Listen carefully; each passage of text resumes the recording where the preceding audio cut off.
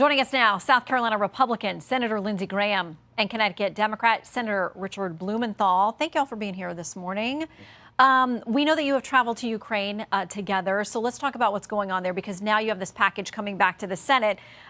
Your fellow colleague, Republican JD Vance, he's got some questions about this. He says in a piece in the New York Times that the math doesn't add up. He says Ukraine needs more soldiers than it can field, even with draconian conscription policies, and it needs more materiel than the United States can provide. The sooner Americans confront this truth, the sooner we can fix this mess and broker for peace. He says even with us ramping up our industrial production here, we're not getting a fraction of what Ukraine says it needs. So why prolong this? I think that pessimism underestimates America. You know, we're the strongest, greatest country in the history of the world. We can produce the kind of artillery shells, the long-range artillery, the ATACMs that are necessary, the air defense, Patriot systems. Iran needs many more of them to protect its cities. And we also can enforce sanctions and seize and sell Russian assets to provide more resources to Ukraine. So we're building, and this measure, strongly bipartisan, I think sends a message to the world. The foreign minister of Lithuania yesterday said, "Good to have you back, America." I think America is back on offense, and this sign that we can come together in a bipartisan way for our national security and send a message to Vladimir Putin, to Xi, to the dictators of the world. Too soon to be popping your champagne corks. America is going to defend democracy. So Senator Vance, though, works through the numbers when it comes to Patriot missiles, 155 millimeter shells. He talks about all these things and says, even if we ramp up to the goals that we have for next year, we're not even going to get to like a third of what Ukraine says they need. This morning, you got the Russian Foreign Ministry saying out there it's going to be a fiasco, it's turning into Vietnam, and that we're funding something that's just going to lead to more lost lives. Well, if you want American military members to stay out of the fight with Russia, help Ukraine. If they go into a NATO nation, Russia, we're in a fight. So with all due respect to Senator Vance, he's wrong. We were told within 4 days Kyiv would fall. But is he wrong about the math? Yeah, is he wrong about the production? He's wrong about the whole concept that we can't deal with multiple problems. In World War II, we fought the Germans and the Japanese. We have an industrial base that needs to be retooled. But the Ukrainian military, with our help, has killed about 50% of the combat power of the Russians.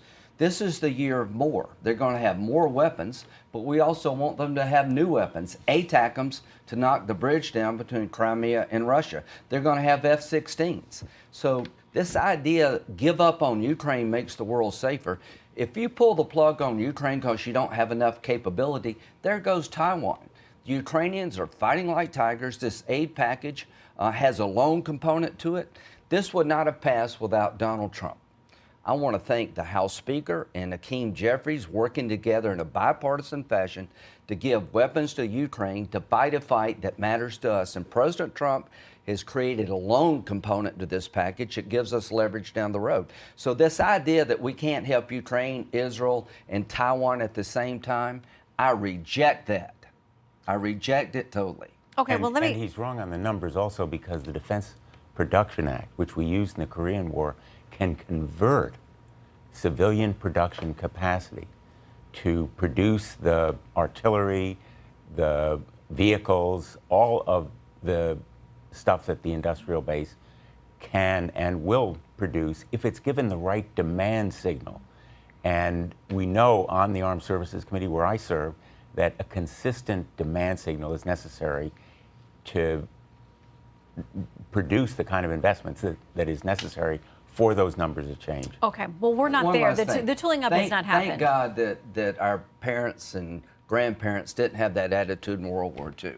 Hey, we can only fight one thing at a time. He's not saying that. What he's saying is that that Ukraine doesn't have the manpower it needs, and that our go. I just got factories... back. I was there 2 weeks ago.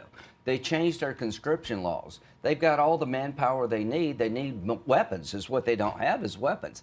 They've just added 200,000 people to the Army by changing their conscription laws. It's one thing to talk about Ukraine over here. It's another thing to go. I challenge JD Vance to go to Ukraine and get a briefing from the Ukrainian military and talk to the Ukrainian people, then Tell me what you think.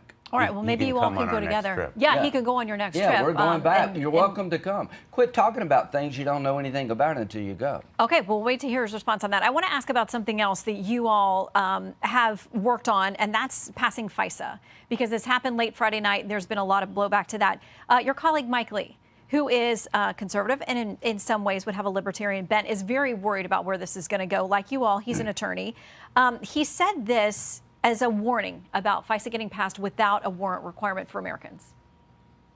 Not only are the bill's purported reforms mostly fake, and where they're not fake, they're woefully inadequate, egregious Fourth Amendment violations against U.S. citizens will increase dramatically. It's not just that conservative senator, it's also the ACLU joining ranks with him, saying this. Last night, Congress reauthorized and expanded Section 702, creating even more ways for the government to secretly surveil us. Our leaders should protect our rights, not make it easier for the government to trample on them. As I said, you're both attorneys. How do you answer this question about the Fourth Amendment, warrantless searches for Americans who know there's evidence out there in the public tens of thousands of times this has been abused against American citizens? I have great respect for Mike Lee, as I do for JD Vance and for the ACLU. The problem here is that the adversaries that we have around the world who want to do us harm have to be stopped. And this kind of surveillance of foreign adversaries, not Americans, it applies only to Americans if they're in touch with those foreign adversaries, is absolutely necessary. 60% of the president's morning briefing, what he sees when he comes in, first thing in the morning, comes from this kind of surveillance. And it's not a perfect bill. In an ideal world, we wouldn't need it. And I think that the Department of Justice has shown that it will eliminate some of the abuses that have been the source of complaints from the ACLU and others, justifiably, but it is necessary in today's really dangerous, daunting world. Okay, so Senator Dick Durbin, a top Democrat, had an amendment to plug in that warrant piece of this. You all, I think, both voted against that. Yeah, totally.